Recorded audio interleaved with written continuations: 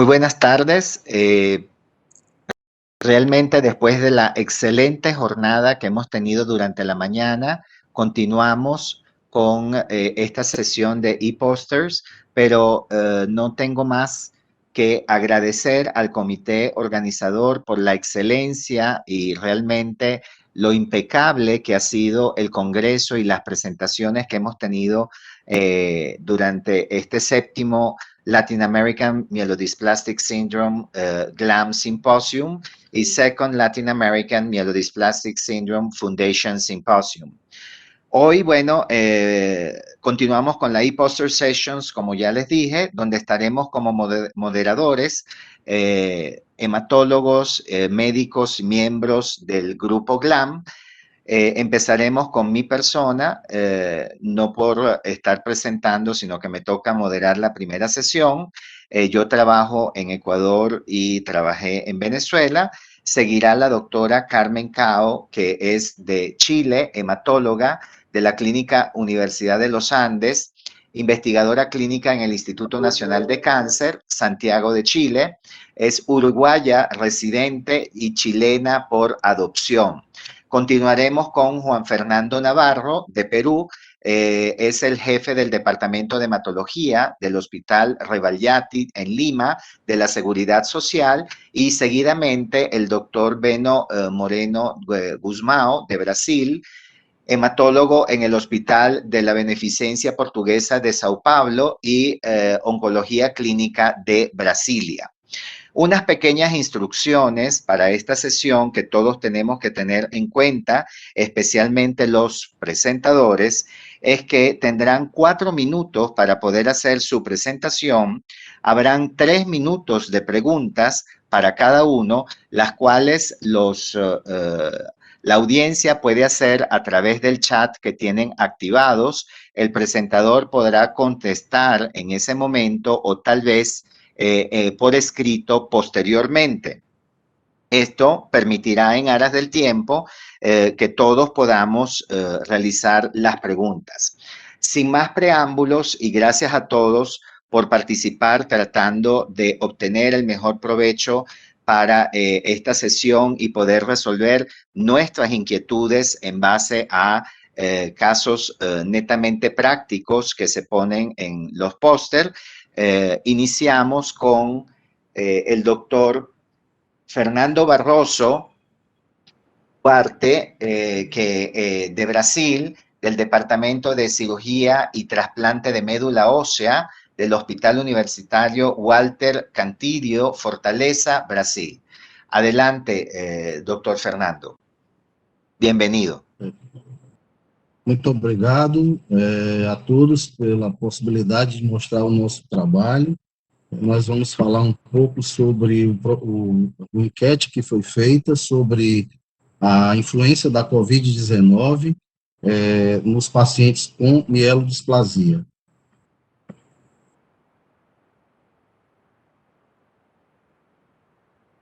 Os aspectos clínicos da mielodisplasia e a relação com o coronavírus tem sido amplamente discutido, principalmente pela condição clínica mais fragilizada desses pacientes, e nós achamos importante entender o que estava ocorrendo na América Latina com esses pacientes. Então, fizemos uma enquete que tivemos a resposta de 3 países, o Brasil, Argentina e Colômbia, e foi feito um estudo observando esses resultados e sobre a incidência da COVID-19 em pacientes com mielodisplasia. Isso foi obtido através de um questionário eletrônico que foi submetido com 24 perguntas, no período de maio e junho de 2020, aprovado pelo Comitê de Ética.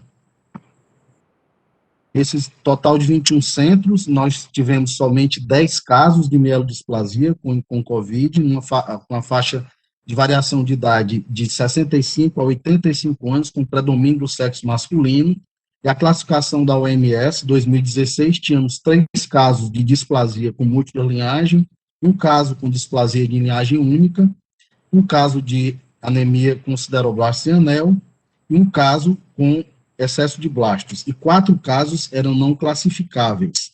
De acordo com a estratificação de risco, havia um predomínio de pacientes de baixo risco, 60%.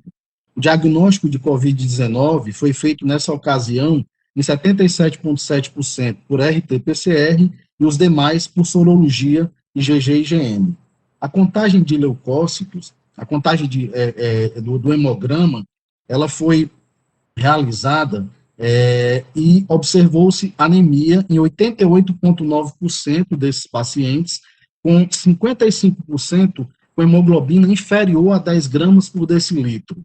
44% tinha leucopenia e 50% com leucócitos menor do que 3.000 leucócitos. 75% com linfocitopenia e 55% com plaquetopenia. 75% desses casos tinham elevação da ferritina.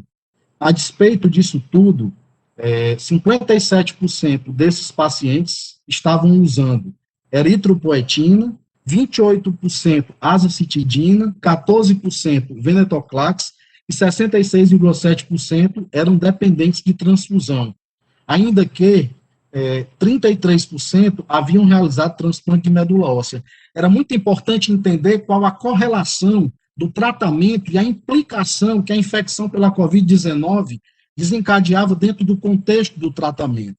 Então, nós tivemos, com relação ao tratamento específico da Covid-19, 71% usando azitromicina. Nessa ocasião, ainda se prescrevia hidroxicloroquina, então 42% utilizou hidroxicloroquina, sabemos que agora não utilizamos mais, e 57% usou corticoide e 14% tocilizumab. A despeito dessa evolução clínica, 87% desenvolveram pneumonia e 12,5% tromboembolismo pulmonar. E a anticoagulação foi realizada em 22% dos casos. A evolução para a cura ocorreu em 44,5%. Porém, nós tivemos uma mortalidade de 55% desses casos. Isso é importante porque tem apenas um grande trabalho feito na Itália, em que se estudou 5.000 pacientes de 51 centros e teve uma incidência somente de 1% de infecção por Covid-19. Concluindo, a evolução dos pacientes com SMD e Covid-19 costuma ser uma doença severa e que deve ser confirmada em estudos clínicos prospectivos, ainda que os dados da literatura sejam limitados sobre esse achado. A importância da análise desses dados nos ajuda a nos prepararmos para a emergência, que é cuidar e monitorar a evolução desses pacientes. Muito obrigado, agradeço a oportunidade. E concluo que a evolução desses pacientes com SMD e COVID, precisa realmente ser confirmada em estudos clínicos. Muito obrigado. Muchas gracias, doctor Barroso. Se abre el momento de preguntas para la audiencia y le felicito por esta presentación porque en esta época en la que estamos es muy importante para este tipo de pacientes, ya que vamos a tener también espacios para pacientes con mielodisplasia, el ver estos resultados en lo cual obviamente el tener el diagnóstico preciso y poder evaluar todas las variables, empezando por el tratamiento y la estratificación en la cual se encuentra el paciente infectado, el resultado que va a tener en el tratamiento de la enfermedad de base. Yo le tengo una pregunta, como usted bien dijo, que hace falta trabajos prospectivos con respecto a mielodisplasia y COVID. ¿Usted qué experiencia ha tenido en ver al seguimiento de estos pacientes en cuanto a su enfermedad de base y la citopenia? ¿Ha hecho de alguna manera que las citopenias hayan empeorado post-infección COVID o vuelven y regresan a su enfermedad de base como venían evolucionando anteriormente? Excelente pergunta, muito obrigado, Marcos. Efetivamente, tivemos pacientes com piora da neutropenia pós-Covid e tivemos 3 casos de pacientes no nosso hospital universitário que não tinham doença hematológica prévia, porém eram saudáveis previamente e após a COVID-19 apresentaram em um caso mielodisplasia, em 2 casos leucemia aguda. Muito interessante, porque inclusive um desses pacientes teve a leucemia mieloide aguda e foi transplantado há aproximadamente 30 dias atrás. Então, há um impacto realmente e uma mudança nesse paradigma, considerando essa sua colocação. Obrigado. Gracias, doctor Fernando, que aclara, porque inclusive lo que nosotros estamos viendo es que pacientes que no tienen mielodisplasia y se infectan, luego hacen citopenias y se genera un cierto grado de mielodisplasia. Entonces, solo estudios prospectivos nos ayudarán a ver si podemos tener una mielodisplasia inducida por la infección viral. Lo otro que me llama la atención, o digamos no que me llama la atención, sino que es importante, es el alto porcentaje de fallecidos que hay que se encuentran en tratamiento post-infección. Entonces, ¿cuál sugeriría usted que sería la estratificación mejor que podríamos hacer de estos pacientes infectados para el tratamiento inicial que deberían recibir, ya que hemos tenido discusión en tratamientos COVID de diferentes tipos, como ya dijo, cloroquina suspendida, acitromicina, sí, como se ha presentado últimamente que acitromicina y ivermectina en pacientes no complicados y especialmente al inicio tienen mejores resultados. ¿Qué opina usted para el paciente mielodisplásico? Na verdade, uma observação importante que nós tivemos foi que os pacientes que desenvolvem neutrofilia, existe um mecanismo, principalmente de piora de sobrevida e provavelmente a neutrofilia, através de uma ação imunológica com estímulo de GCSF e de interleucina 8, interleucina 6, e também de alguns outros efetores do granulócito, tais como lipocalina e outros efetores, podem ser a causa de piora da evolução.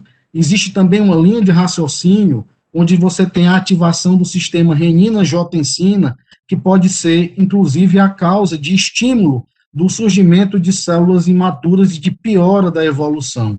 Especificamente, com relação ao tratamento, acreditamos que o corticoide seja uma das alternativas mais interessantes para diminuir o processo inflamatório, e foi essa a experiência que tivemos. Um dado muito importante é que nesse trabalho que eu citei do grupo italiano, em que foram vistos 5.000 pacientes e que somente 1% desenvolveu, 5.000 pacientes com SMD de 51 centros, somente 1% dos pacientes tiveram COVID, também houve uma mortalidade próxima a 50% nesse grupo de pacientes, semelhante ao nosso achado do nosso trabalho. Muchas gracias, doctor Barroso. Son miles las preguntas que vienen en mente, pero realmente ya no tenemos tiempo para seguir adelante. Sigue abierto el chat para los que quieran preguntar y realmente muy interesante este trabajo que en la actualidad ayuda sobre todo a nuestros pacientes. Nuevamente, muchas gracias y seguimos con nuestro siguiente ponente, que es el doctor Gabriel Tamayo de Colombia, quien trabaja en el Centro Especializado en Patología Oncohematológica, SYNLAB Colombia, Grupo EMO, de la Universidad de Antioquia. Bienvenido, doctor Tamayo, y adelante con su presentación. Le recordamos que tiene 4 minutos y luego extenderemos en las preguntas. Gracias. Perfecto, muchísimas gracias. Un caluroso saludo desde Bogotá, Colombia. Nuestro trabajo se llamó formulación de índices citométricos como herramienta diagnóstica mielodisplasia. Fue realizado en compañía de la doctora Patricia Jaramillo de la Universidad de Antioquia, el doctor Ricardo Cardona del Hospital Pablo Tobón Uribe y el doctor Mauricio Rojas de la Universidad de Antioquia de la Unidad de Citometría de Flujo.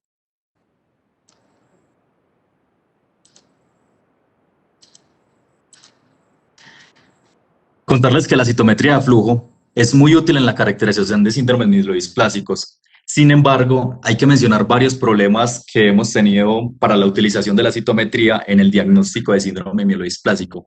Y es principalmente la falta de estandarización de la técnica y de los mecanismos de análisis para que las interpretaciones sean un poco menos subjetivas y muy dependientes del analista que da el resultado.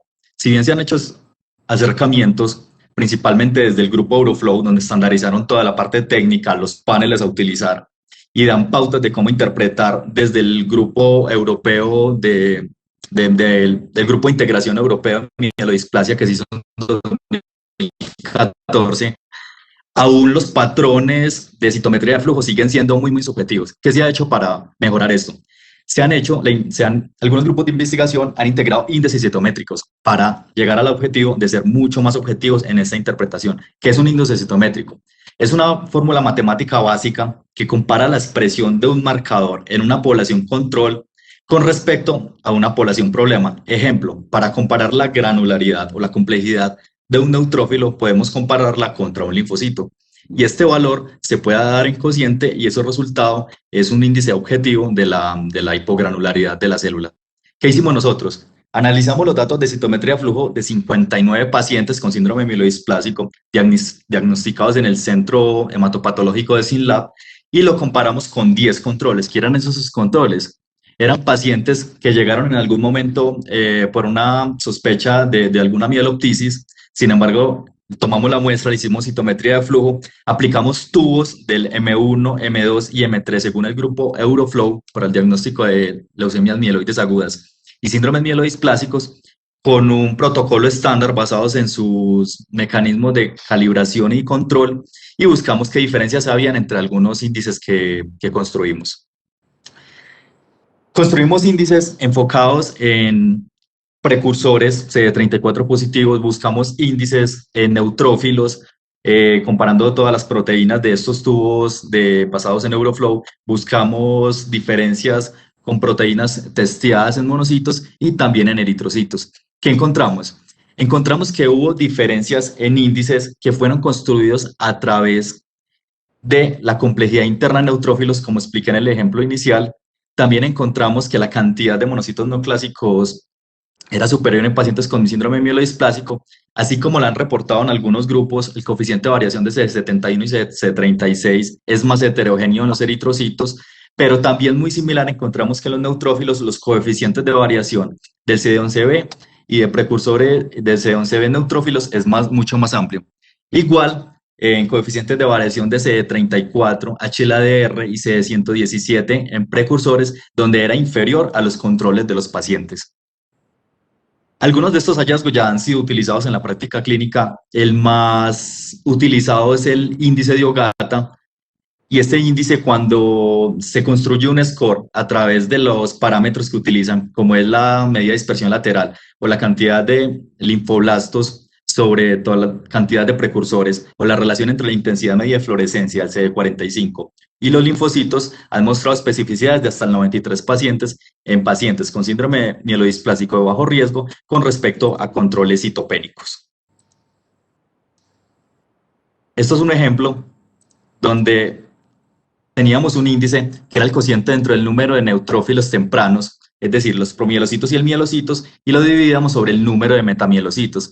¿Qué encontramos? Que los pacientes con síndrome mielodisplásico, exceptuando el grupo de pacientes con deleción del 5Q o pacientes inclasificables que, ejemplo, tenían deleción del 7, pero tenían el resto de parámetros normales, encontramos que tenían un retraso madurativo dado por una mayor cantidad de neutrófilos tempranos sobre los neutrófilos maduros. En este caso, no tuvimos en cuenta los neutrófilos terminales, los segmentados, debido a que ellos pueden estar incrementados en la muestra de médula ósea debido a la contaminación con sangre periférica. ¿Qué conclusiones? Tenemos que el uso de índices citométricos es una forma de hacer numérica esas mediciones y estas interpretaciones subjetivas de los analistas, y mitiga la subjetividad propia de la interpretación de patrones visuales, como es el caso de las curvas madurativas. Estos índices pueden ser potenciales candidatos para ser utilizados tanto en la rutina de análisis, sea por el analista que está haciendo su análisis, o también incorporándolos a los software citométricos como en el caso de nosotros con el software Infinity. Es necesario aclarar que se requiere una validación futura de estos hallazgos con cohortes más grandes de subgrupos de pacientes con síndrome mielodisplásico y que este trabajo solamente fue realizado con clonas derivadas y basadas en el grupo Euroflow para tubos M1, M2 y M3 de su estrategia y realizado con un equipo FACSCanto 2. Por lo tanto, no pueden ser comparables con otro tipo de tecnologías. Muchísimas gracias a todos. Muchas gracias, doctor Tamayo. Realmente nos queda poco espacio para las preguntas, pero no le quise cortar debido a la excelente presentación y me permito acotar que vamos a tener una sesión, la citometría de flujo, una herramienta muy, muy válida para el aporte diagnóstico en el síndrome de mielodisplásico y el seguimiento inclusive post-tratamiento. Esperemos que más temprano que tarde esto esté incluido dentro de los score diagnósticos y pronósticos de la enfermedad. Sin embargo, algo que quiero también recalcar que usted mencionó es que Latinoamérica se tiene que juntar. Yo trabajo también en citometría para unificar criterios y protocolos. También nos basamos en Euroflow, que ha sido la mayor influencia que hemos tenido en Latinoamérica. Y le tengo una pregunta. Claro que sí. En base a cuál considera usted que es el panel de mejor estandarización en base a lo que sabemos de Euroflow para hacer el diagnóstico o ayudar al diagnóstico de la maduración de las series hemopoyéticas para síndromes mielodisplásico. Listo. Nosotros desde nuestra unidad pensamos que el panel más útil es el panel que evalúa la línea neutrófilo. Es un panel mucho más estandarizable, es un panel que los hallazgos son mucho más reproducibles y si bien tienen patrones visuales, a través de estas herramientas pudiera ser un mecanismo más estandarizado. Sin embargo, es sobre el que más publicaciones se encuentran para tener algunas poblaciones que nos sirvan de interés y hacer el diagnóstico. ¿Por qué no un tubo M3 que evalúa línea eritroide, por ejemplo? Porque ese tubo puede ser condicionado por los mecanismos de lisis y puede tener mucha más heterogeneidad en los resultados. Entonces, el tubo M1 dirigido a neutrófilo nos parece una herramienta fundamental para el análisis. Muchas gracias, listo. Y bueno, no nos queda más que la tarea de convencer a los clínicos que somos de gran apoyo para el diagnóstico de síndromes mielodisplásicos. Terminamos ya nuestra sesión, la sesión que me correspondía moderar a mí. Por lo tanto, gracias, doctor Tamayo, gracias, doctor Barroso, y le doy la palabra a la doctora Carmen Coa Poquintesta para la próxima presentación de póster. Muchas gracias.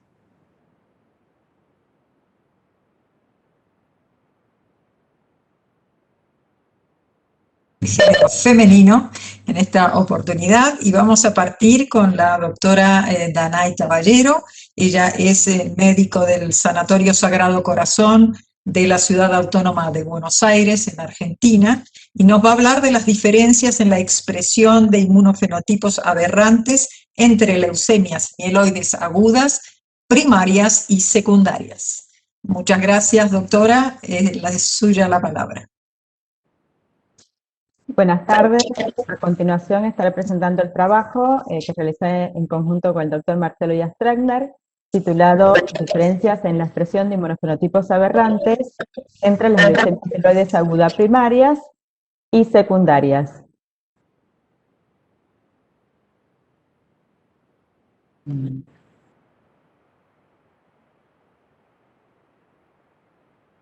Bueno, realizamos no estaría pasando la diapositiva, pero perfecto. El inmunofenotipo de la célula neoplásica tiene un rol protagónico en el estudio de la leucemia mieloide aguda. Los blastos leucémicos suelen presentar un patrón de expresión que difiere del patrón observado en células normales de linaje y estadio madurativo similar, que se denomina inmunofenotipos aberrantes. Este inmunofenotipo aberrante es de vital importancia para el diagnóstico y también para la detección y el seguimiento de la enfermedad residual medible en la leucemia mieloide aguda. Las leucemias mieloides agudas secundarias exhibirían diferencias en el inmunofenotipo que podrían resultar de ayuda para distinguirlas del subtipo primario. Nos propusimos identificar y establecer la frecuencia de los inmunofenotipos aberrantes en los blastos leucémicos de la leucemia mieloide aguda primaria y secundaria. Estudiamos el inmunofenotipo por citometría de flujo de 56 pacientes en un solo centro, de los cuales el 70% eran leucemias primarias o de novo, el 30% leucemias secundarias, y en este subtipo predominó las relacionadas a mielodisplasia en el 76% de los casos. Un total de 25 antígenos fueron encontrados como positivos. El 98% de las leucemias expresó inmunofenotipos aberrantes y el 100% de las leucemias secundarias. Y cuando vimos las diferencias, lo que observamos fue que el porcentaje de pacientes con infidelidad de linaje fue levemente superior en el subtipo secundario, 41 versus 31%. Los antígenos encontrados positivos fueron el CD19, TDT, CD123, y la mayor diferencia fue a favor del antígeno eritroide CD71, que se expresó en el 35% de las leucemias secundarias y en el 10% de las primarias. En cuanto a otros inmunofenotipos aberrantes, como los cambios en expresión de antígenos o la presencia de asincronías madurativas, no hubo diferencias significativas entre ambos subtipos. Las leucemias mieloides agudas secundarias, en esta serie que revisamos, tuvieron un mayor porcentaje con pérdida de la expresión del antígeno panleucocitario CD45, también la pérdida de la expresión de mieloperoxidasa fue más frecuente en este subtipo, y hubo un predominio de los antígenos monocitoides como el CD11B y el CD64.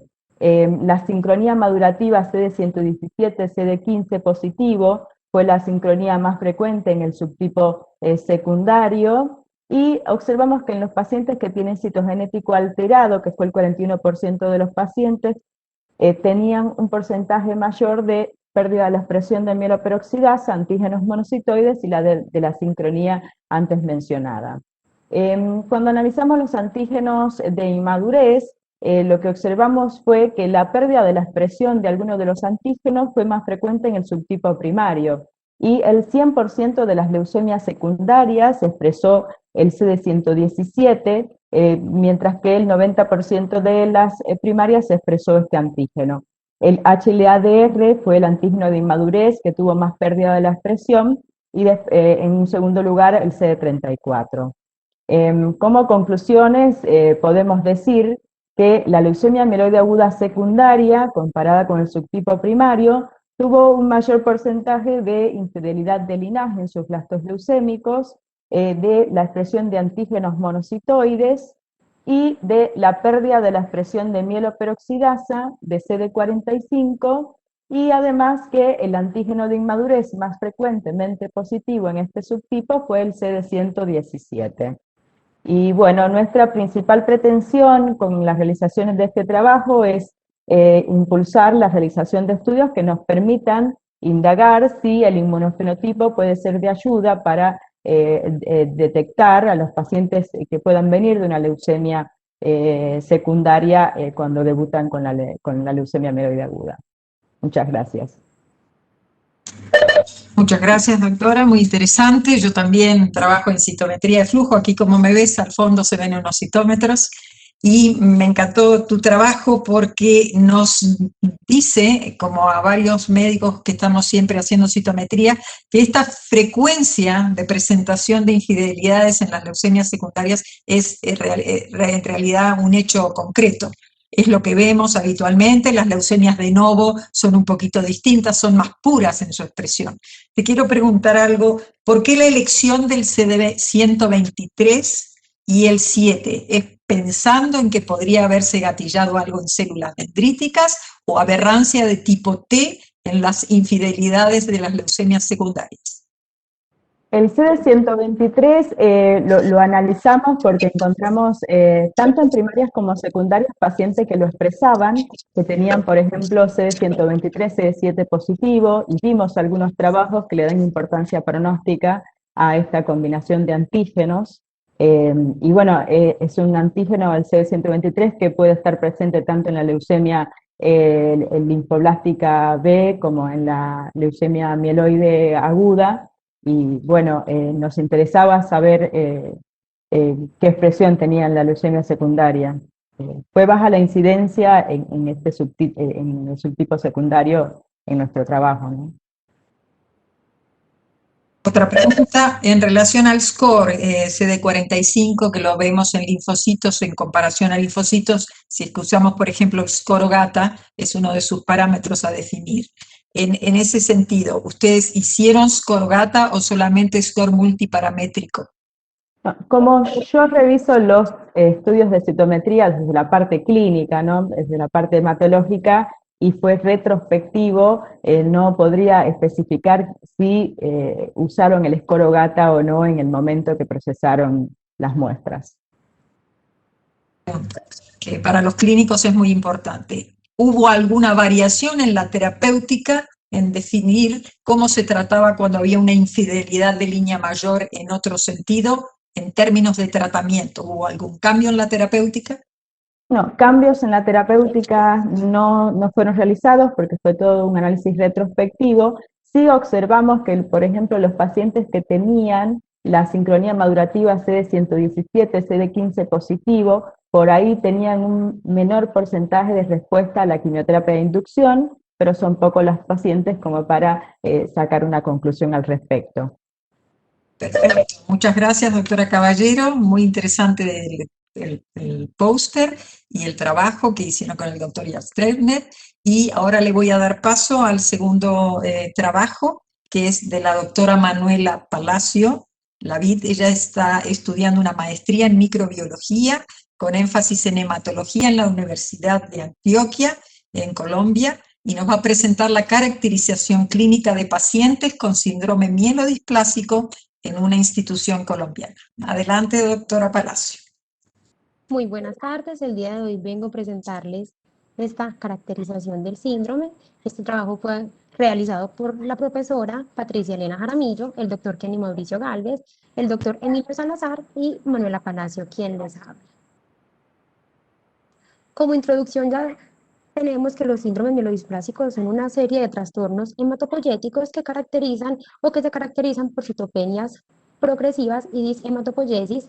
Como situación mundial, tenemos que en Estados Unidos el síndrome tiene una incidencia anual de 4.1 casos por 100.000 habitantes y una supervivencia de 9 a 144 meses. En Colombia se realizó un estudio similar con características similares a este estudio y se encontró una mayor prevalencia en hombres con una edad promedio de 75 años y según la clasificación del síndrome mielodisplásico, la displasia multilínea fue la más frecuente con un 43.6% seguido de la displasia con exceso de blastos. Como metodología para la realización de este trabajo, se realizó la revisión de historias clínicas con pacientes con síndrome mielodisplásico diagnosticados de nuevo. Toda esta información fue diligenciada y se realizó un análisis univariado para poder identificar las frecuencias absolutas y relativas. Además, se realizó las curvas de supervivencia a través del método Kaplan-Meier para identificar la supervivencia de los mismos.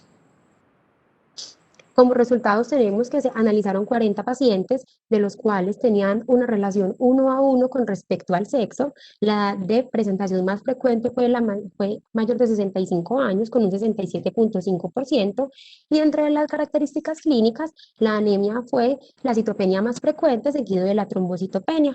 Según la clasificación del síndrome mielodisplásico, el tipo 1 fue el más frecuente, con un 75%, y según la clasificación de la WHO, el síndrome mielodisplásico con exceso de blastos tipo 1 y tipo 2 fueron los más frecuentes con un 52.5%. Según la estadificación pronóstica IPS, el riesgo intermedio 1 y 2 fue el más frecuente con un 36% y 28% respectivamente.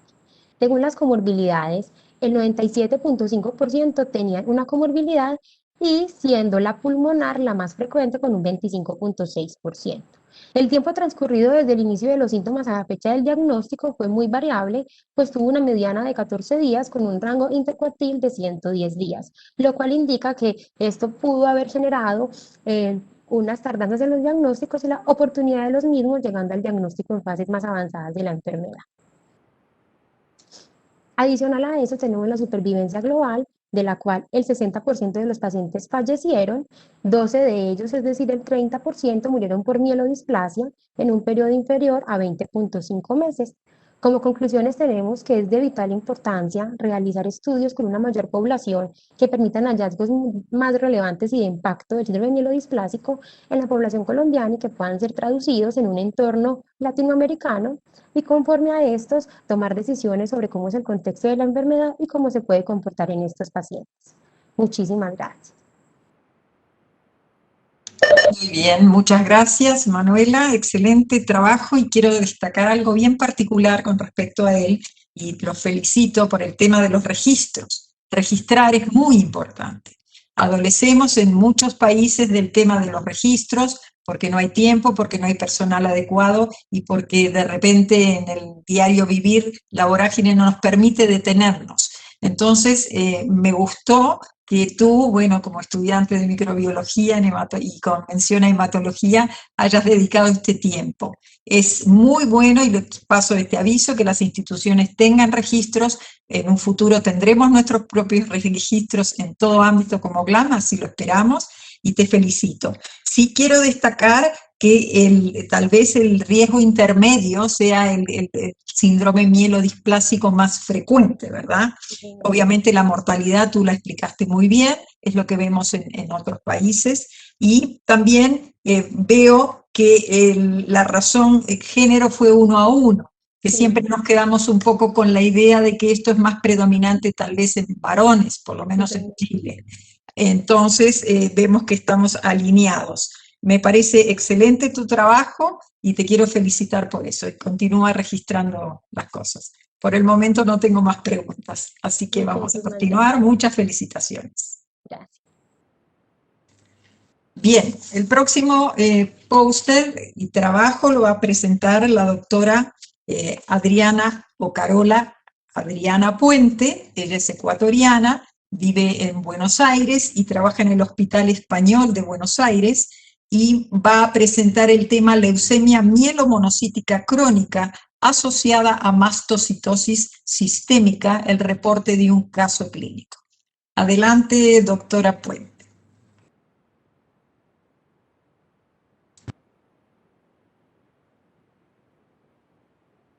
Crónica asociada a mastocitosis sistémica. Como es de nuestro conocimiento, la leucemia mielomonocítica crónica es una entidad clonal que se presenta principalmente en adultos mayores y comparte tanto características de síndrome mielodisplásico como de mieloproliferativo. Este puede presentarse con displasias, citopenias, blastos, leucocitosis y también con esplenomegalia. En cuanto a la evolución clínica y pronóstico, es variable, siendo el trasplante alogénico de médula ósea la única opción curativa, que es obviamente alcanzada por pocos por el grupo en el cual se presenta. Dentro de las alternativas terapéuticas tenemos la hidroxiurea y los hipometilantes, estos últimos alcanzando un 40%. Por otro lado, la mastocitosis sistémica es una neoplasia hematológica caracterizada por la infiltración extracutánea de mastocitos atípicos, y el 5% está relacionado con una neoplasia hematológica, que puede afectar médula ósea, vaso y o tracto gastrointestinal. La mutación del KIT se considera diagnóstica e iniciadora, y dentro de las terapéuticas encontramos los inhibidores de tirosinquinasa o inhibidores de anti-OCLT3. Tenemos el paciente masculino de 78 años que hace aproximadamente 3 meses presentaba síntomas B, acudió por guardia por exacerbación de sus síntomas, se le realizó un hemograma en el cual presentó leucocitosis de 35.000 con un diferencial de neutrófilos del 30%, monocitos de 45%, eosinófilos de 20%, además de blastos del 10%, anemia y plaquetopenia. En el frotis de sangre periférica presentó una desviación a la izquierda con marcada monocitosis, además eosinofilia y la anemia. Le hicimos mieloperoxidasa, la cual resultó positivo. Le realizamos una punción aspirada de médula ósea, la cual En el primer gráfico observamos una médula hipercelular, una médula muy rica, a expensas de la serie mieloide, con cambios displásicos, algunas también células plasmocitoides que podemos observar, cambios diseritropoyéticos, una disgranulopoyesis, stop madurativo, con regular cantidad presencia de eosinófilos, y esto nos dio el diagnóstico de una neoplasia cabalgante. A los 7 días el paciente presentó una ruptura espontánea de vaso, se derivó a anatomía patológica. Vemos en el segundo gráfico, esta es la biopsia del vaso, en la cual observamos células grandes con citoplasma abundante de característica fusada. En la inmunomarcación dio CD17 positivo, compatible con una mastocitosis sistémica. En cuanto a la citogenética, tuvo una alteración de la lesión del Y. En los estudios moleculares, un BCR-ABL negativo, al igual que el PDRGF-alfa, y JAK2 también negativos. En cuanto al tratamiento, en principio nosotros le indicamos al paciente hidroxiurea, ya que en la médula ósea realmente no se observó mastocitos. Al observarse en la anatomía patológica del vaso esta mastocitosis, nosotros le iniciamos imatinib a 400 miligramos. Aparentemente al inicio tuvo una evolución favorable en la cual normalizó leucocitos y hemoglobina, pero permanecía con la plaquetopenia. Sin embargo, en el seguimiento de los días posteriores, el paciente presentó en sangre periférica 60% de blastos mieloides y falleció a las 48 horas. Entonces, como conclusión, a nuestro paciente se le realizó un diagnóstico de una leucemia mielomonocítica crónica tipo 2 proliferativa, y según el score español del CPSS, se lo catalogó como intermedio 2, el cual tiene una expectativa de vida del 11% a 5 años, por lo cual proponemos que la mastocitosis, sin conformar una enfermedad definida, podría estar relacionada con la progresión a la enfermedad. Muchas gracias.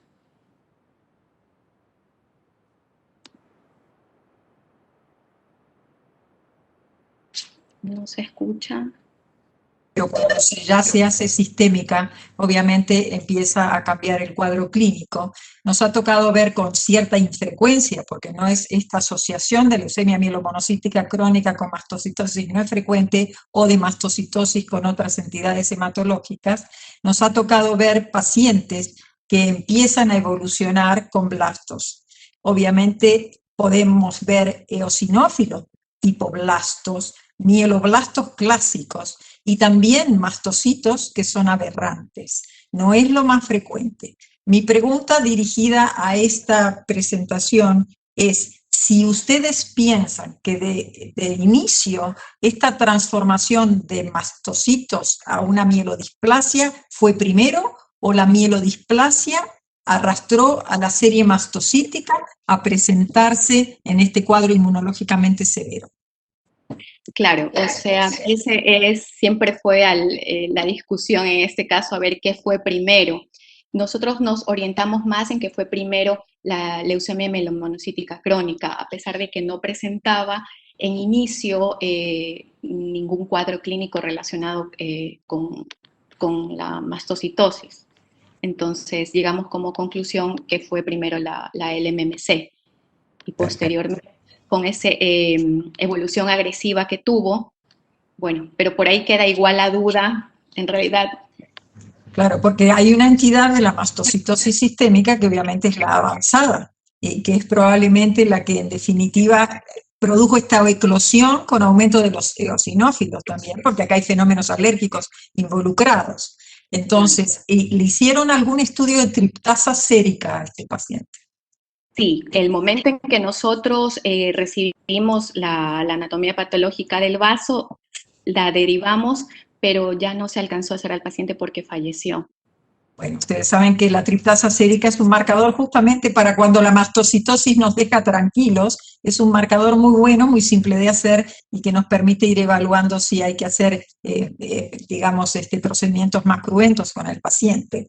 Muy interesante el caso. Sí se hizo una citoreducción con hidroxiurea, en otras instancias, tal vez si el paciente hubiera vivido más, se podría haber administrado otro tipo de fármacos. Y bueno, tenemos por delante el uso de la midostaurina, que no es muy conseguida en nuestros ámbitos, pero que probablemente el paciente a lo mejor se podría haber beneficiado de ello. Te felicito, muy interesante el trabajo, así que muchísimas gracias. Y voy a dejar ahora con ustedes al doctor Juan Ramón Navarro. Él es médico, hematólogo peruano, fue past presidente de la Sociedad Chilena, de la Sociedad Peruana de Hematología, y ahora es actual jefe del Departamento de Hematología del Hospital Revalliat. Doctor Navarro, el podio es suyo. Adelante. Muy bien, muchas gracias, Carmen, por la secuencia y por darme el pase. Muchas gracias a GLAM por invitarme a participar de esta reunión y encantado de colaborar como moderador en esta sesión. Tenemos ahora dos pósters, el primero de los cuales va a ser presentado por la doctora Xochitl Cota de México, y le escucharemos a la doctora Cota. Adelante, doctora. Gracias, doctor, y gracias a GLAM por darme la oportunidad de presentar este caso. Ok, les presento un caso clínico de un paciente de 67 años de edad, al cual se le diagnosticó leucemia linfocítica crónica en el 2014 y tenía factores de pronóstico desfavorable por mutación de TP53 y cadenas no mutadas. Se dio tratamiento con esquema CFR durante 6 ciclos y presentó una respuesta completa. Sin embargo, 6 meses posteriores a su seguimiento, ya después de haber tenido respuesta completa, inició con pancitopenia, las cuales se fueron profundizando, y en junio del 2015 presentó ya se diagnosticó síndrome mielodisplásico relacionado a tratamiento con presencia de displasia multilinaje o multilínea, un IPSS de riesgo intermedio con el revisado de bajo riesgo en el cariotipo de lesión del 20Q, con presencia de la mutación del TP53 que ya venía con ella desde el diagnóstico de LLC. Bueno, en esta diapositiva tenemos el seguimiento y el tratamiento del paciente. Si ven de un inicio, el paciente presentaba un hemograma normal. Esto ya fue al seguimiento posterior a la quimioterapia con CFR. Sin embargo, posteriormente desarrolló las citopenias, se le inició azacitidina. Observamos que posterior al tratamiento con azacitidina se normalizó el hemograma, se clasificó como respuesta completa, aunque persistía con displasia. Y también continuaba con la mutación del TP53. Para el 2017 se reportaron ya estudios, ensayos clínicos con azacitidina y venetoclax en pacientes con síndrome mielodisplásico de alto riesgo, y los resultados eran favorables. Entonces, debido a que se trataba de un paciente con síndrome mielodisplásico asociado a tratamiento que normalmente tiene peor pronóstico, aunque fuese estratificado de bajo riesgo por IPSS-R, y además tenía la mutación del TP53, que también disminuye la supervivencia, en algunos han reportado hasta 9 meses, en síndrome mielodisplásico, lo habitual, el que no estaba asociado a tratamiento. Entonces se decidió dar tratamiento con venetoclax asociado a azacitidina. Con la dosis de 400 miligramos, el paciente desarrolló neutropenia, por lo que se disminuyó la dosis a 200 miligramos, con lo cual ya tuvo recuperación de la serie granulocítica. El resto del hemograma no tuvo repercusión y se mantuvo con una biometría prácticamente normal el resto del tiempo. En el 2018 se realizó un cariotipo, el cual se reportó como complejo, ya tenía 9 anormalidades, incluyendo trisomías y deleciones, y persistía la mutación del TP53. Aunque tenía este cariotipo complejo, continuó con adecuada respuesta.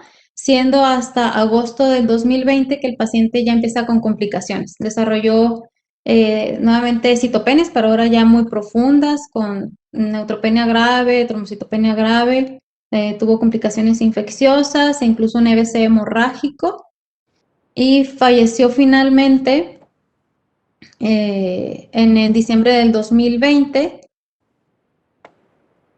Bueno, en diciembre del 2020 por complicaciones infecciosas. No se documentó progresión a leucemia aguda. La biopsia de médula ósea tenía 10% de blastos. El cariotipo ya del 2020 no tuvimos crecimiento. No puedo avanzar la presentación. Bueno, dentro de lo que seguía eran las conclusiones, y dentro de las conclusiones tenemos que los pacientes que tienen síndrome mielodisplásico relacionados a tratamiento se encuentran sus criterios de estratificación en debate, o sea, porque algunas corrientes dicen clasificarlo como alto riesgo de forma inicial versus clasificarlo como IPSS o el revisado, y de esa forma valorar el tratamiento. En el reciente congreso de ASH del 2020 se publicó ya el abstract del tratamiento con azacitidina y venetoclax en pacientes con síndrome mielodisplásico de alto riesgo con adecuadas respuestas, nada más que en nuestro caso no podemos valorar esta respuesta inicial porque no se dieron a la par o de forma inicial ambos medicamentos. Pero este paciente tuvo una supervivencia global mayor a 5 años desde su diagnóstico, y en un estudio retrospectivo del MD Anderson del 2014, una corte similar, igual de síndrome mielodisplásico relacionado a tratamiento, con un IPSS de riesgo bajo, IPSS revisado de riesgo bajo, tuvo una supervivencia de menos de 2 años, de 21 meses. Entonces, este paciente dobló esa supervivencia, por lo cual pues podría beneficiarse con tratamiento con azacitidina y también azacitidina venetoclax. Muchas gracias, esa sería mi presentación. Ok, muchas gracias, doctora. Me parece que este es un caso interesante desde su inicio, porque es un paciente que debuta con una leucemia linfática crónica y hace una progresión, hace una transformación a un cuadro de displasia, tiene una respuesta inicial con azacitidina y que luego la pierde y se inicia tratamiento con venetoclax y venetoclax en combinación con azacitidina. Yo tengo algunas preguntas. ¿Ustedes, al momento que tuvo la respuesta con azacitidina, consideraron trasplante en esta paciente? Sí se consideró, sin embargo, el paciente no aceptaba trasplante y ya de hecho no se hizo estudio a buscar donador, porque desde el inicio no aceptó, pero estaba dentro de las propuestas. Porque ¿a qué obedece la pregunta? Obedece la pregunta en que cuando uno, antes de usar, recordemos que el venetoclax es un medicamento de alto costo, de difícil acceso y que no cura, hasta donde sabemos, y en el momento no cura. Entonces tenemos que tener claro la decisión de usar venetoclax con azacitidina con un objetivo, básicamente. La gran mayoría, muchos pacientes responden. Este es un paciente que tenía criterios de alto riesgo, primero porque era una transformación y después porque tenía el P53 positivo. Por lo tanto, yo creo que la opción de trasplante era válida en un inicio.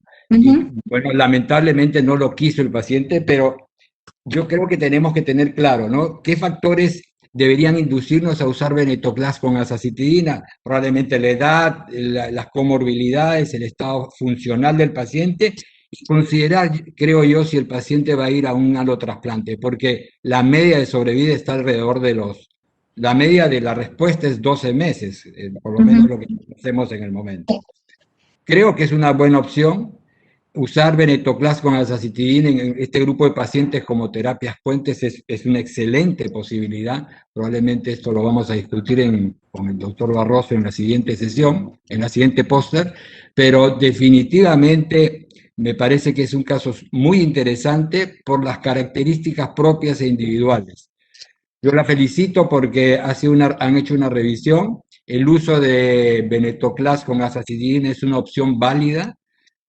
Azacitidina en los pacientes que pierden respuesta requiere el apoyo de alguna otra droga, y probablemente el acceso en nuestro medio, en nuestra región, de mayor uso sea el venetoclax, por lo menos hasta que vengan los otros medicamentos con target dirigidos, ¿no? La felicito nuevamente y creo que ha sido muy ilustrativo este caso. Muchas gracias, doctor Navarro. Encantado. Y pasamos a la siguiente presentación con Fernando Barroso, quien va a presentar los resultados actuales de este registro retrospectivo sobre el trasplante de médula en Latinoamérica. Adelante, Fernando. Muito obrigado, Juan Navarro, pela oportunidade a todos de mostrar esse trabalho.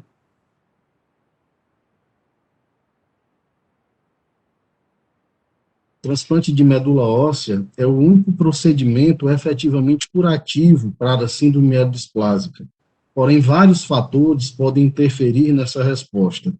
Esse estudo é um registro proposto desde 2016 na América Latina, em que nós iniciamos um estudo retrospectivo desde 1989, onde foi feito o primeiro transplante de síndrome mielodisplásica aqui no Brasil, até o período atual, que tem caminhado de forma prospectiva. Na ocasião dessa avaliação, nós tínhamos 283 pacientes com síndrome mielodisplásica e 17 centros da América Latina, do Brasil e do Uruguai que participaram desse levantamento. No momento, nós temos 342 pacientes e já 29 centros que colaboram com esses dados. O estudo foi aprovado pelo nosso comitê de ética. Há uma predominância do sexo masculino, 54,8%, e da raça branca, 85%. Com relação à estratificação prognóstica, nós classificamos todos os pacientes pelo IPSS revisado, e há, obviamente, um predomínio do alto risco e do intermediário, mas chama a atenção dois aspectos muito importantes, que é a presença de pacientes com baixo risco e também pacientes em que vão para o transplante sem a estratificação adequada.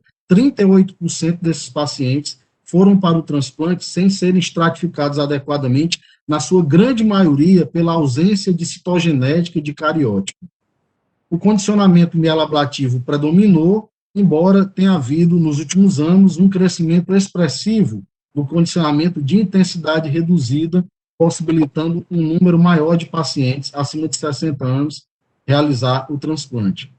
Com relação à fonte de células, a medula óssea ainda predominou, mas também, da mesma forma, o sangue periférico, com 44%, também tem crescido, com um número muito restrito de cordão umbilical, mais restrito mais designado para crianças do que para adultos. Do ponto de vista de complicações, as principais complicações foram doença do enxerto contra-hospedeiro, aguda 37% e crônica 29%.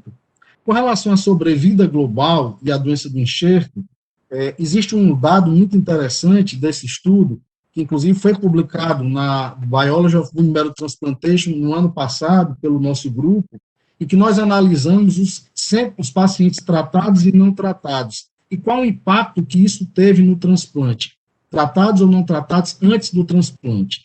Então, foram 176 pacientes tratados e 107 pacientes não tratados. E realmente não houve diferença em relação à resposta ao tratamento ou ao não tratamento, corroborando com estudos apresentados pelo grupo alemão e por grupos americanos. Com relação especificamente à faixa etária, há um dado muito interessante. O fato do indivíduo ter acima de 60 anos ou abaixo de 60 anos, também não, num segmento de 5 anos, também não houve interferência na sobrevida global. o que demonstra que não é a idade cronológica especificamente, e sim a idade fisiológica, lançando mão de avaliações geriátricas amplas ou da avaliação geriátrica compreensiva como uma arma importantíssima na decisão da indicação do transplante. Não houve efetivamente diferença entre esses grupos, em termos de risco de morte abaixo de 60 anos e acima de 60 anos. Aqui do lado, nós podemos ver um segmento de 30 anos desses pacientes. E é interessante que, com o advento do condicionamento de intensidade reduzida, houve uma melhora da sobrevida quando a gente compara com os últimos 20 anos dessa análise. Em conclusão, a idade não influenciou diretamente a mortalidade dessa população estudada e acreditamos que, com relação especificamente à doença do enxerto aguda e crônica, os indivíduos que fizeram condicionamento de intensidade reduzida e acima de 60 anos tiveram uma incidência menor do que os pacientes abaixo de 60 anos. Muito obrigado e eu fico à disposição para as perguntas. Muchas gracias, Fernando. Muy interesante la revisión que se ha hecho. Este es un trabajo retrospectivo que comenzó en el año 89 hasta el 2020. Recordemos que muchas cosas han pasado entre el 89 y el 2020. No teníamos hipometilantes, no teníamos algunos medicamentos que disponemos ahora. Por lo tanto, la situación era diferente en los primeros 15 años probablemente frente a los últimos 15 años. Entonces, yo quería preguntarte, frente a esta situación, que es algo útil para toda la región y para todos los colegas que nos están escuchando, es ¿cuál es el mejor momento para llevar a un paciente a trasplante con una displasia? Probablemente aquellos que perdieron respuesta a hipometilantes o aquellos que recibieron algún otro tipo de terapia y falló o recayeron, sean los más indicados a hacerlo, o consideras que puede ser antes de usar alguna de estas opciones en pacientes de alto riesgo o de riesgo intermedio? Muito obrigado pela pergunta, Juan. A bem da verdade, quando se atende um paciente com mielodisplasia pela primeira vez, deve-se fazer a pergunta se ele é elegível ao transplante, se ele tem indicação e se ele pode realizar transplante. Esse é o momento em que deve-se pensar no transplante. O pior momento para se levar um indivíduo para o transplante é quando ele perde a resposta ao hipometilante. Nós nos deparamos frequentemente com essa situação de pacientes que usam 10 ciclos, 15 ciclos, 20 ciclos de hipometilante e no momento em que eles perdem a resposta é o momento em que eles são encaminhados. Veja, quando se pensa no transplante como primeira abordagem, a primeira pergunta que se faz é: esse indivíduo tem um doador? Isso é muito importante. Só 25% das pessoas têm doadores nas suas famílias. 75% precisam ser cadastrados em bancos de doadores de medula óssea. E há outro dado muito importante que nós temos lançado mão com muita frequência, do transplante haploidêntico. É uma modalidade em que nós podemos usar um doador da família, um pai, ou uma mãe, ou um filho, ou uma filha, quando não se tem uma compatibilidade total. E estamos ganhando muita experiência com isso. Incrivelmente, essa estatística tem demonstrado que nós temos 31 pacientes que fizeram um transplante haplo, com uma sobrevida em 2 anos de 70%. Então, isso é algo muito marcante. Com relação à sua observação inicial, que é muito pertinente, com relação ao fato de termos uma estatística de 1989 até os anos atuais, obviamente que fizemos análises muito separadas e analisando a mudança na classificação, nos tratamentos, e quando se analisa somente de 2009 até os anos de 2020, quando se começou a ter acesso a hipometilante, temos a análise clara de que esse indivíduo que precisa efetivamente de um transplante, se ele faz somente hipometilante, ele vai recair, e esse momento da recaída, ele realmente confirma que aquele é o pior momento. Inclusive, existem colocações de que o indivíduo que não usa hipometilante antes do transplante e que vai para o transplante, quando ele recai após o transplante, ele tende a ter uma melhor resposta ao hipometilante do que aqueles indivíduos que usaram antes. Então, essa é a situação que nós temos, Juan. Sí, cierto. Y una pregunta muy corta porque el tiempo se nos va. ¿Con qué siempre existe la discusión? Si tienes un paciente con alto riesgo que tiene 12% de blastos, lo llevas a quimioterapia para que tenga menos de 10, que es la recomendación usual, menos de 10% para llevarlo a trasplante. Nosotros frecuentemente en nuestro departamento discutimos el momento para llevarlo al trasplante. Y a veces tenemos pacientes con 15% y llevarlo a una quimioterapia de inducción con riesgo de mortalidad puede ser perjudicial. ¿Consideras que deben ir de todas maneras con menos de 10% para trasplante?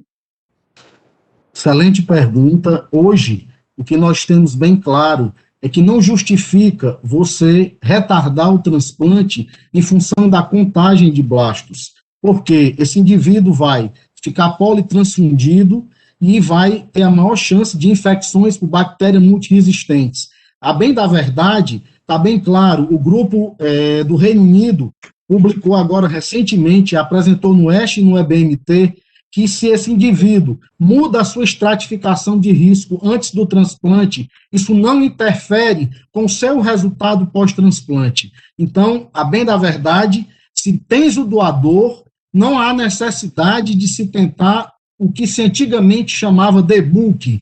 Obviamente que se você está preparando o doador, você pode fazer quimioterapia. Muito mais importante é desenhar estratégias de tratamento pós-transplante. Doença, infusão de linfócito de doador pós-transplante, associação de azacitidina com as outras drogas, tais como venetoclax, anticorpos monoclonais, a PR-246, ou mesmo inibidores de checkpoint. Essa penso que seja a estratégia futura para conduzir de maneira ampla, pensando efetivamente na cura desses pacientes.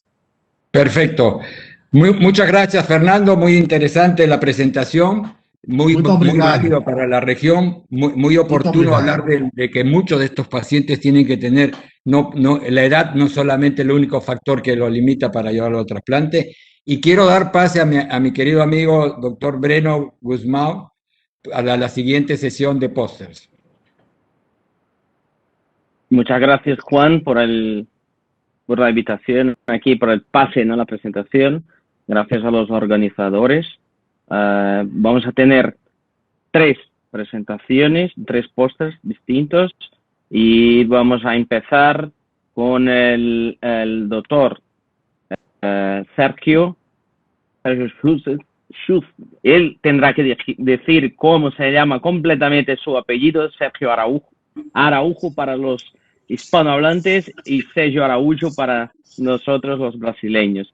Y nos va a hablar sobre el impacto de la aloinmunización y la supervivencia en los pacientes con síndrome mielodisplásico. Por favor, adelante, Sergio. Thank you, Breno.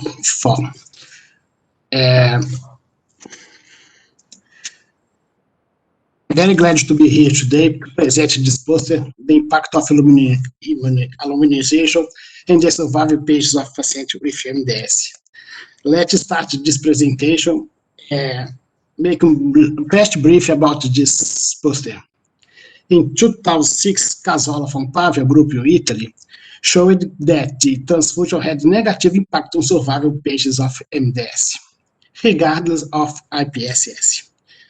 There's many reasons for this, included surrogate for severity of illness, because a more aggressive disease need more transfusion. Second, suppression of hematopoiesis by transfusion. And third, the most important, iron overload lead the oxidative stress. The purpose of this study is to evaluate if the aluminization had a role in this negative impact of transfusion in MDS. If positive, ask my blood supply to make prophylactic phenotype matching at diagnostic before the patient received for first transfusion, and then only transfusion patients had blue cells phenotype. This is an unicentric study, single-center study in retrospective analysis.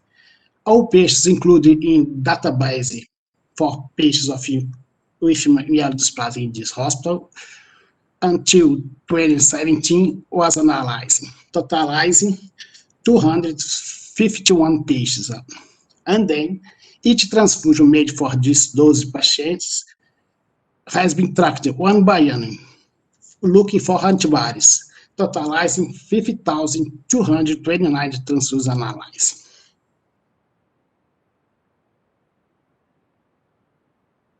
In this table, the demographics of the studies. The ratio, gender ratio is 50-50, male-female. The median age at diagnosis is 72 years old. 181 patients received transfusion, and then 129 patients achieved criteria for dependence of transfusion, which is received 2 red blood cells 4 months during 3 months. The IPSS subgroups shown in this table. 40 patients had antibodies. The main target for these antibodies is RH system. The most patients had only 1 antibodies.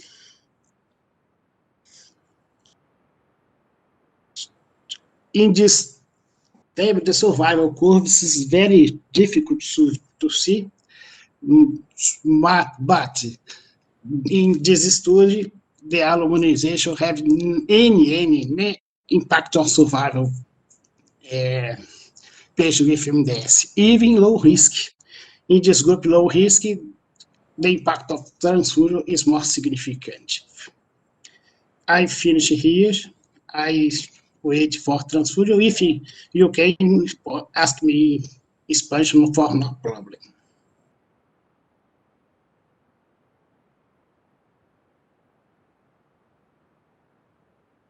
Muito obrigado, Sérgio. Es muy interesante hablar de la transfusión en los síndromes mielodisplásicos, debido a que es una realidad la necesidad transfusional como un factor de riesgo conocido en los pacientes y que tiene influencia e impacto inclusive en los trasplantes. Quería hacerte una pregunta, Sergio. De rutina, y es coherente pensar así para toda Latinoamérica. ¿Qué estrategia hacéis para la transfusión de los que son dependientes de transfusión a mielodisplásica? ¿Con sangre irradiada y filtrada de rutina o no? En el contexto de Latinoamérica eso es muy importante, que hay trabajos de los colegas mexicanos de otros países y algunos colegas que no tienen recursos en el banco de sangre para estos pacientes. ¿Utilizáis sangre irradiada y filtrada para todos? Breno, I think that in my routine, only we transfuse filters, delocosfighting red blood cells. Don't have of routine irradiate to red blood cells. Only patients if thinking to bone marrow transplantation. I think this reality is for all countries of Latin America. By realidades, public system, SUS, I do not have phenotyping the transfusion for all. Components irradiate is very difficult for me.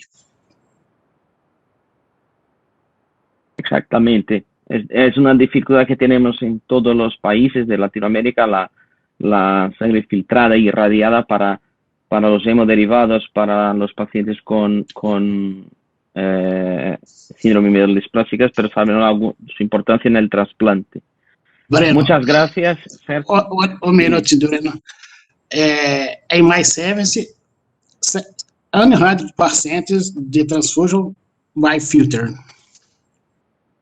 Don't have it, Ok. phenotype, mas filtrado para tudo. Filtrado para todos os pacientes e Isso. irradiados só no transplante. Exato. Exatamente. Tá bom, perfeito. É muito importante essa informação, porque compartilhamos com os colegas que também têm as mesmas dificuldades, né? Voy a dar paso al siguiente póster. Muchas gracias, Sergio.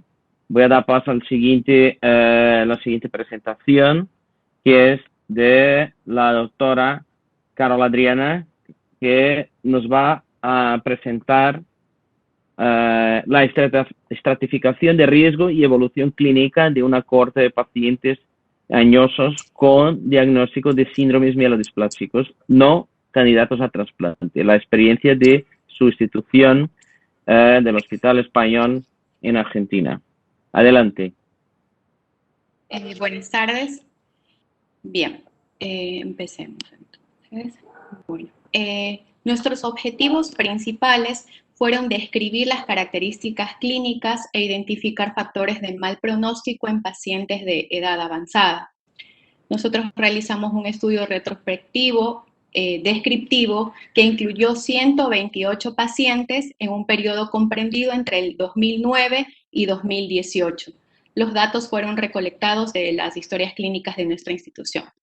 Dentro de los resultados que obtuvimos, observamos que la mediana de edad fue de 76 años, con un rango entre 65 y 93 años, habiendo un leve predominio del sexo femenino del 52%.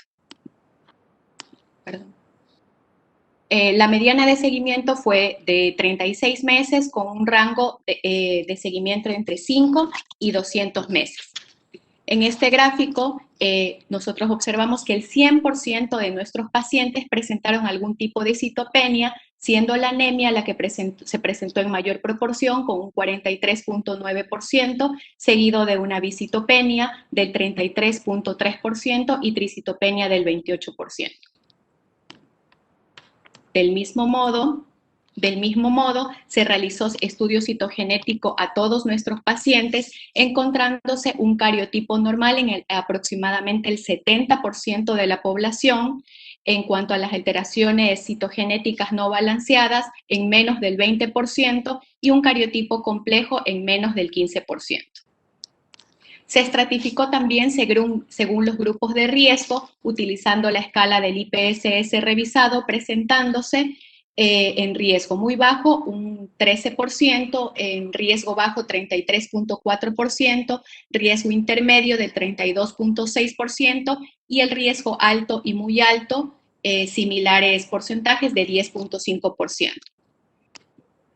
En lo que respecta al requerimiento transfusional, observamos que más de la mitad requirieron transfusiones y en el dosaje de eritropoyetina los porcentajes fueron similares, como podemos observar en este gráfico.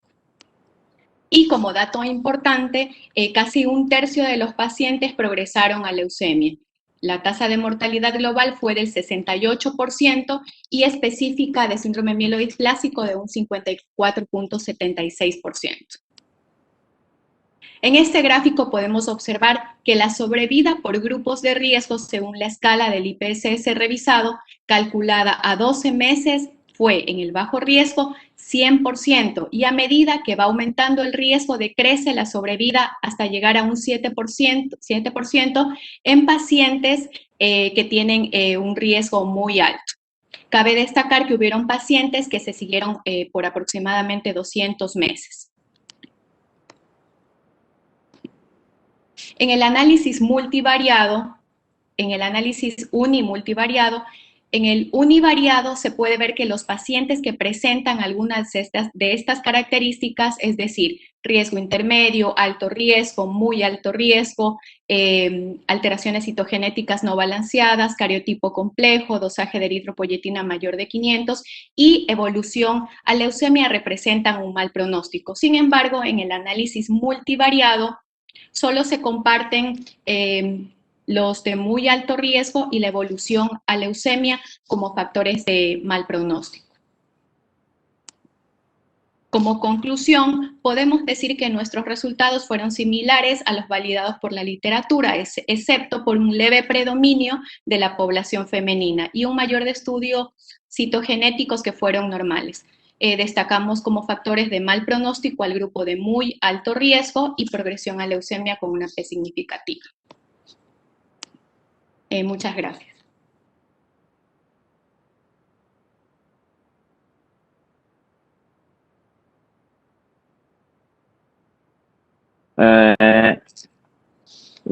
¿Usted cree que estamos haciendo en el GLAM, ya hablando de del nuestro grupo colaborativo, cree que llegaremos a hacer una estratificación de riesgo que sea factible y actualizada para todo nuestro grupo, que abarque a toda Latinoamérica?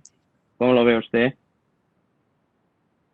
Sí, siempre y cuando podamos trabajar en equipo y siempre anotando todos los datos de nuestros pacientes. Sí, es muy importante también la parte del citogenético, que no en todos lados está de un modo accesible, pero que es muy importante y es la base, o sea, para la estratificación del riesgo y la progresión, sobre todo. Excelente. ¿Y cómo usted ve la proporción en vuestra región, el análisis citogenético para poder estratificar los pacientes de las instituciones públicas y privadas en vuestra región? Acá en Argentina es accesible totalmente, como todos nuestros pacientes tuvieron acceso al citogenético. Y en la mayoría de lugares acá en Argentina tienen acceso también al estudio citogenético. ¿Y usted cree que deberíamos de avanzar a un panel mieloide en los pacientes con mielodisplasia para actualizar nuestras decisiones terapéuticas hoy por hoy? Claro que sí, sería muy importante. Perfecto. Muy bien, excelente trabajo el suyo de revisión, de la actualización, y quería dar paso a la última presentación de nuestra sesión, que es viene mucho en contexto con su trabajo, que es la experiencia argentina multicéntrica en la aplicación de paneles mieloides en pacientes con SMD y LMMC. Y nos va a presentar el doctor Marco Licango Yupanqui. Adelante. ¿Qué tal? Muy buenas tardes, muchas gracias. Sí, así es, esto va muy acorde a la última presentación, así que yo les voy a contar un poco acerca de nuestra experiencia, el uso de la tecnología, paso de diapositiva, perfecto. El uso de las tecnologías de secuenciación masiva hoy en día para el hallazgo de variantes de secuencia ha ido ganando mayor y mayor relevancia, tanto para la estratificación como para el correcto diagnóstico de los pacientes con neoplasias mieloides. Sin embargo, el uso de esta tecnología aún es escaso a nivel local. Es por este motivo que nosotros hemos decidido formar un grupo de trabajo colaborativo con los distintos centros argentinos que hacen uso de esta tecnología de secuenciación masiva. En esta ocasión, nuestro objetivo fue determinar el perfil mutacional de pacientes con síndromes mielodisplásicos y con leucemias mielomonocíticas crónicas provenientes de nuestro medio. Para lograr este objetivo, se recopilaron datos de secuenciación e información clínica de 56 pacientes con síndromes mielodisplásicos y 23 con leucemias mielomonocíticas crónicas. Los datos de secuenciación fueron generados haciendo uso de 2 plataformas y 5 paneles mieloides, permitiendo la evaluación de variantes en un conjunto de entre 30 y 81 genes completos y sitios calientes. Cabe recalcar que en nuestro análisis se consideraron únicamente variantes patogénicas con una frecuencia alélica mayor al 5% y una frecuencia a nivel poblacional menor al 1%. Nuestros resultados están basados en una población total de 79 pacientes, la corte de síndromes mielodisplásicos presentó una menor edad y una menor prevalencia de pacientes de sexo masculino al compararlo con pacientes con leucemia mielomonocítica crónica. En esta población se encontraron un total de 173 variantes patogénicas. Como se puede apreciar en la figura A, en el grupo con leucemia mielomonocítica crónica, se observó al menos una variante en el 95% de los pacientes, con una mediana de 4 variantes, mientras que en el grupo con síndromes mielodisplásicos, el 72% de los pacientes tuvieron o presentaron al menos una variante, con una menor mediana de 2 alteraciones por paciente.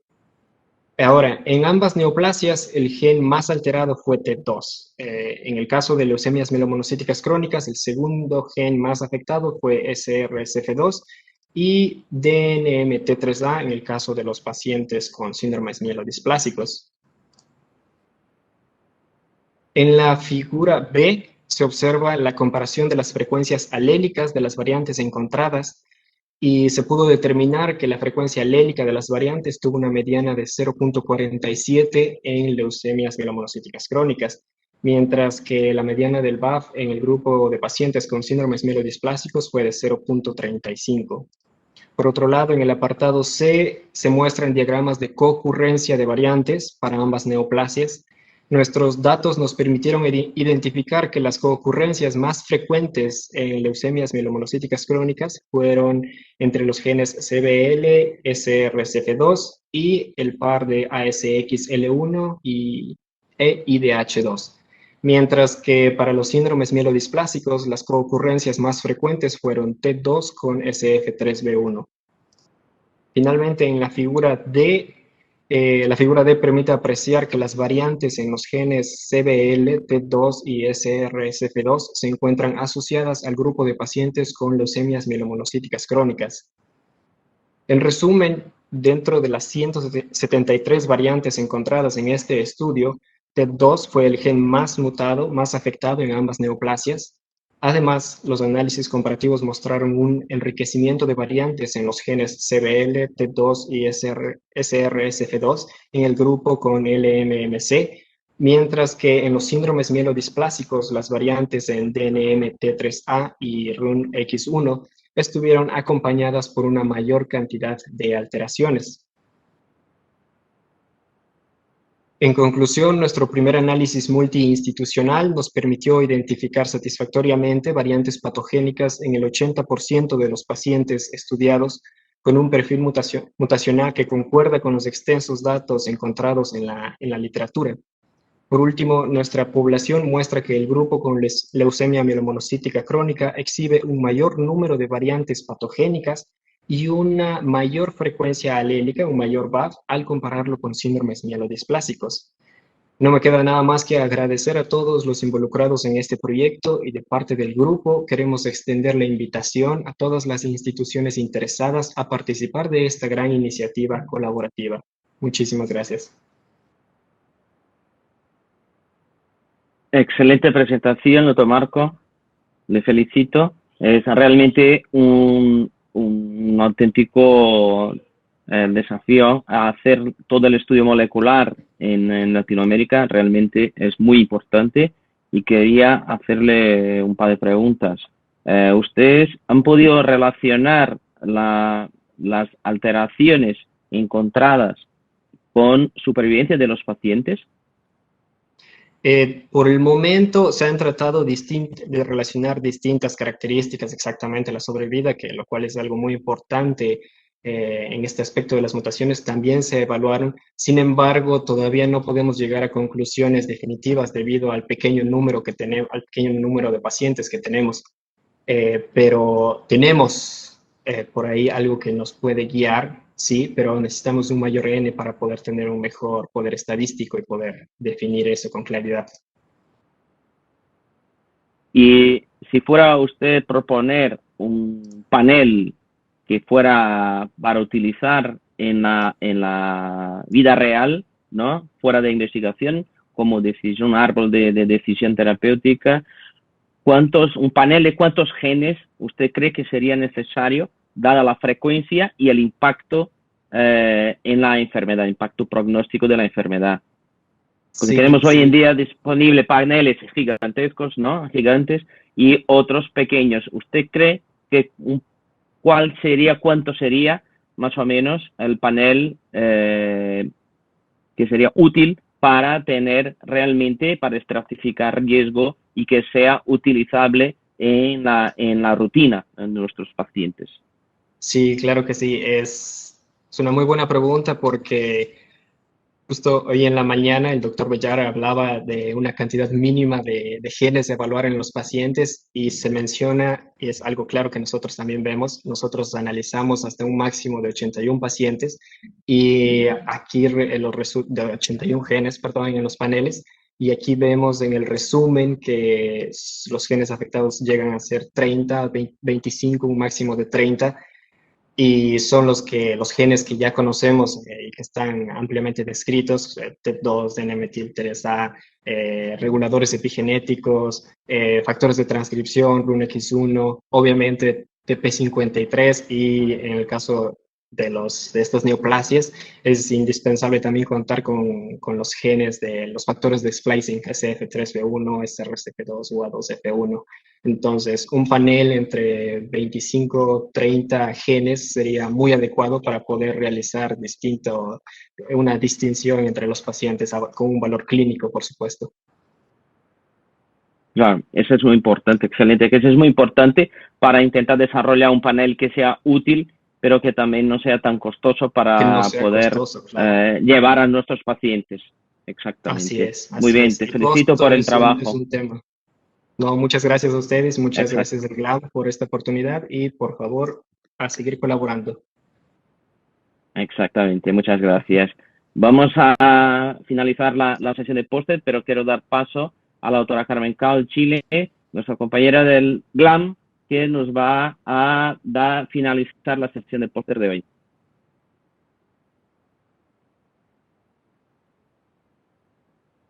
Muy interesantes, muy variados, que nos muestran qué amplio espectro tiene esta patología y por qué es necesario seguir cooperando con tener un gran grupo y seguir haciendo cosas como hacía el doctor recientemente.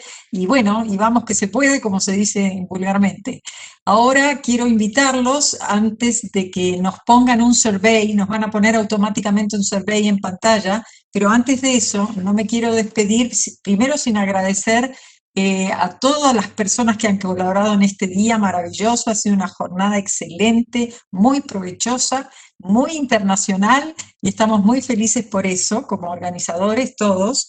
Y vamos a tener un evento de camaradería que empieza a las 21 horas, hora de Montevideo. Ustedes verán sus respectivos horarios. Les invitamos a tener algo para brindar en sus lugares donde estén. Vamos a escuchar a un nuevo rumbo del folclore uruguayo, que es un gran conjunto que se llama Cuarto Enredo. Y además tienen uno de sus integrantes a un hematólogo conocido uruguayo, el doctor Borrelli, que es hematólogo, y él canta también. Así que nos van a dar un espectáculo hermoso, vamos a tener un momento para compartir, y ahora los invito a quedarse en pantalla, pues viene el survey automático. Muchas gracias.